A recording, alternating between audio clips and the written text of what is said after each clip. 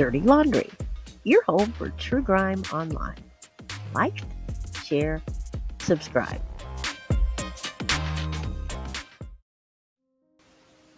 Another discouraging update from officials, and another season slips by with no sign of 6-year-old Summer Moon Utah Wells. Summer's been missing from Rogersville, Tennessee since June 15th of last year. No trace of Summer was ever found.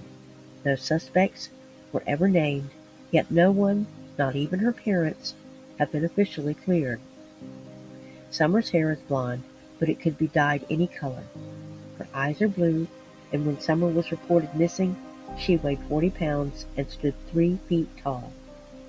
It has been over 9 months, so her height and weight may have changed slightly. If you can help with any credible information in the case or think you may have seen Summer, please call TBI at 1-800-TBI-FIND. Keep praying, keep your babies close, and as always, thank you for your kind attention.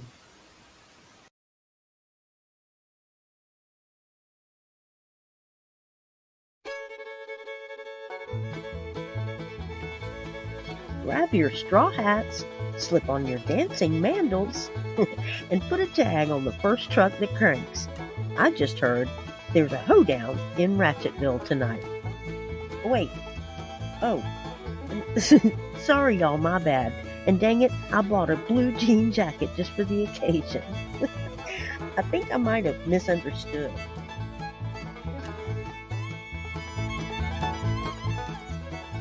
Candace has set me straight. She says she's low-key working plenty of fish for her next man. So, technically, there is a Hoe-Down in Ratchetville, and she's chumming the waters and trolling for Suckerfish. According to her ex-friend Shannon, who blabbed and shared screenshots from Candace with BK, Candace doesn't have enough bottom feeders in her life, so she's been investing her time on the dating site Plenty of Fish. Go check out Evil Exists' excellent lowdown on her newest brainstorm. Props to this awesome channel for saving us the drama and bringing us the latest. I never miss an episode, so I'll leave a link below if you don't already have it. It's not clear if Candace is, once again, trolling the people she distrusts to burn them later, or if she's really naive enough to think that a random stranger will make her real-life problems go away. She sure seems to be searching for Summer in some mighty unconventional places. Tragically, Candace has become hooked on the most powerful, addictive, and destructive drug on the planet: approval. Candace needs external validation from strangers like she does alcohol, maybe more. Between her emotionally distant mother and her controlling common-law husband, she has no self-esteem and will fall for anyone who shows her positive attention, fake or sincere.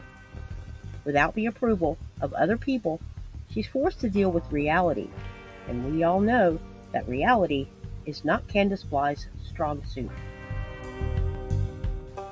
Between the players on YouTube, Catfish Online, and Candace's legion of fans, I think CandusBly is about to show the world the selfishness her children saw every day.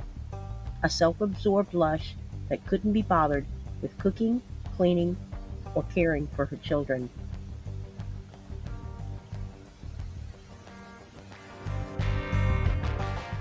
So the question everyone's asking is, how does a mother lose a total of 6 children and never suffer any consequences?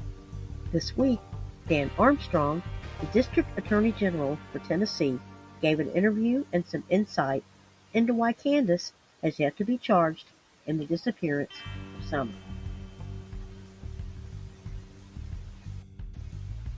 Armstrong, elected 3rd Judicial District Attorney General back in 2014, is a tough sell when it comes to evidence. He recently stirred up controversy when he declined to bring charges against April Bernard, the operator of an illegal daycare in Knoxville, in 2021. Bernard was busted running the service out of her home by herself, with only her mother for help. She was visited by CPS, and the worker was later interviewed by News and broke down in tears on camera.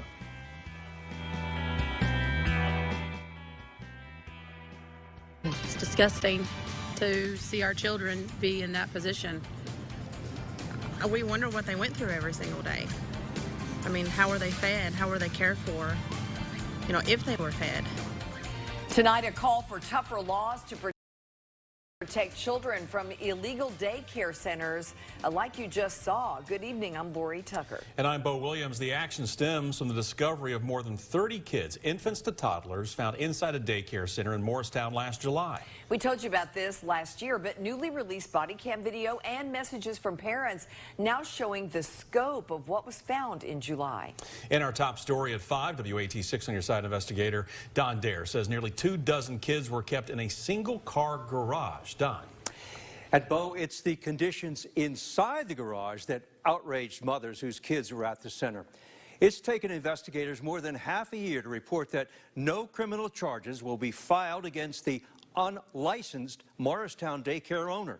She runs the operation from her house. At the conclusion of its lengthy probe, body cam video was released to the public by the Hamilton County Sheriff's Office. Okay. When state investigators and sheriff's deputies went into the basement of a Morristown home last July, it was filled with infants and toddlers, far more than the state allows for an in-home daycare center. 1, 2, 3, 4, 5, 6, 7, 8, 9. 9. There's 9 of you. Hi. Hamilton County deputies and Children's Services investigators responded last summer to an allegation of an illegal daycare facility and an unlicensed operator. When we arrived, the owner said that there was only 6 kids here today, counting her own 2. She's very hesitant about letting us walk through the house, and we said, well, we have to, walk through and make sure there's no other kids. I have never, 16 years doing this job, have I ever saw anything like this. 8, 9. According to Armstrong, because there was no proof that a child was actually harmed, he would not recommend charges. Several of the mothers of the children were outraged. To this day, Bernard is still allowed to watch up to 4 unrelated children in her home without a license. So, with District AG Armstrong advising on whether or not to impanel a grand jury, we may have to wait a while to see Candace charged, unless a first-hand witness comes forward or evidence is recovered. Although there are scores of witnesses claiming all sorts of horrible living conditions for the children, if their reports were enough, we would have already seen charges by now.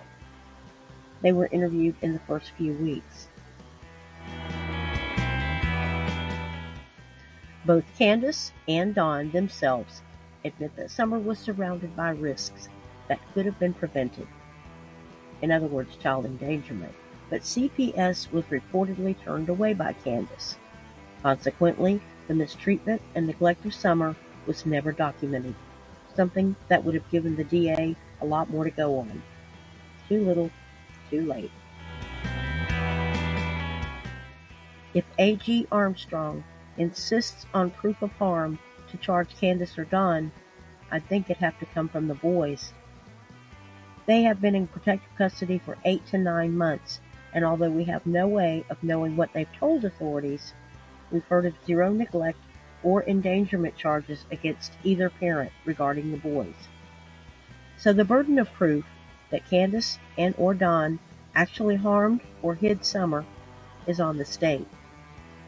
Without irrefutable evidence, going before a grand jury would be a waste of time. And Armstrong is wise to wait. But still, it's extremely frustrating to watch Candace living her best life while Summer is lost. Ironically, God could sink Candace with the truth, but I think Don is trying to figure out how to pin everything on Candace without implicating himself. They have dirt on each other, and neither seems to be budging. So maybe that's another reason for the desperately repeated searches of the property.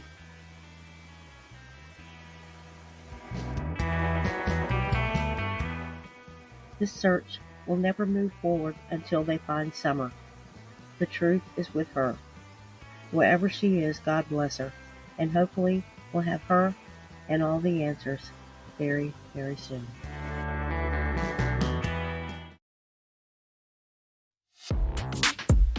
Well, we made it to the end of the video club. Thanks for staying to the end. It helps my exposure on YouTube, and I really appreciate your visit. Keep praying that soon Summer will be found and justice is swift. Thank you to my mods, subs, and visitors. I love you all. I'll see you next time, but until then, stay safe, keep your babies close, and I bid you peace, love, and clean laundry.